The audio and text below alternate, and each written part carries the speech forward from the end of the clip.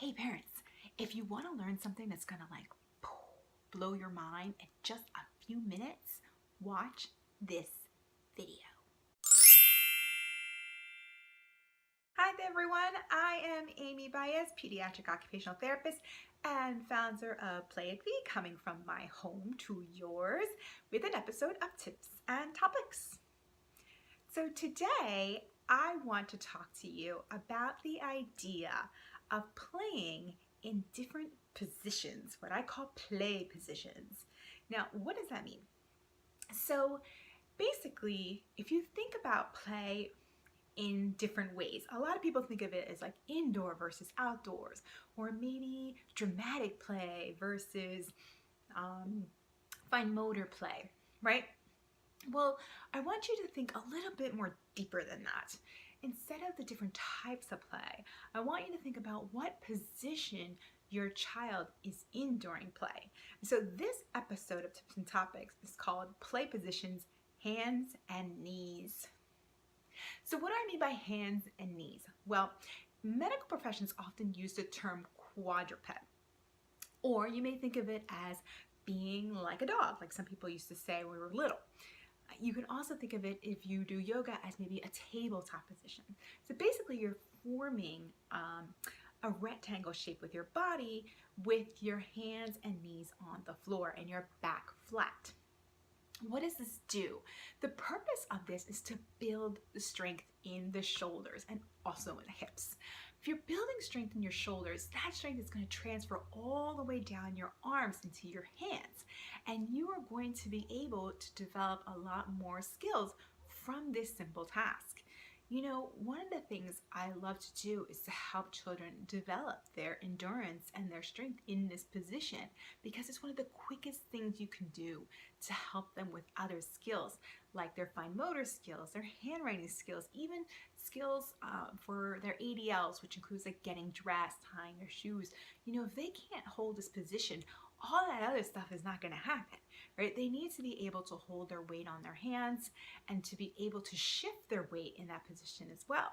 You know, when you're moving your body in that position, you're grabbing different objects. You have to cross midline, you have to move your hips around, your core muscles are activated, you're balancing yourself. When you're reaching for things, you're making sure that those reflexes that they have are integrated, which is a whole nother subject that we're not going to talk about today. But overall, this is a great position for them to be in.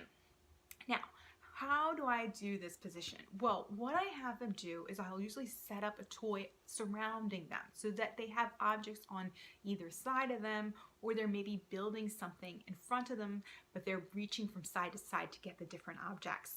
I might use games like memory, or Jenga, or just a puzzle. You know, I had this great toy called Melvin and Simon that kids love to do this activity with. It's basically a memory game, but using this cat and dog in these various situations, and it makes it a lot more fun for them.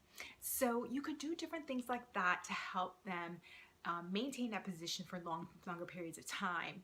Yeah, you'll be surprised with some kids, they just will do anything you say. So I'm just like, hey, the rules of the game are that you have to be on your hands and knees. And they're like, okay, and they try to do it. You know, kids really want to work harder for the most part, and they want to show you that they can do different tasks. So if you challenge them in changing the position of their body, you can get a lot more developmental skills being improved by something so simple as that. And so I want you to think about that when you're playing with your kid. You know, what ways can I have them stand or move or be in so that they are using different muscles, different skills in order to accomplish a task? Doesn't this concept just like blow your mind?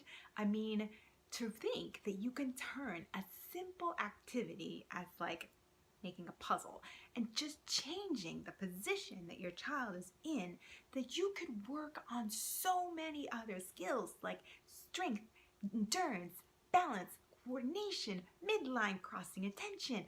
All these amazing things could happen just from being on their hands and knees.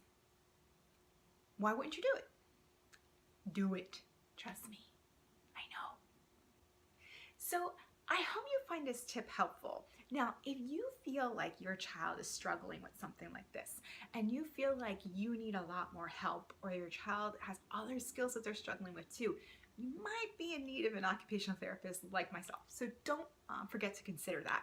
But in the meantime, I hope that you're trying new activities, you're checking out our videos, that you're reading our blog, and doing all the things you can to help yourself as a parent.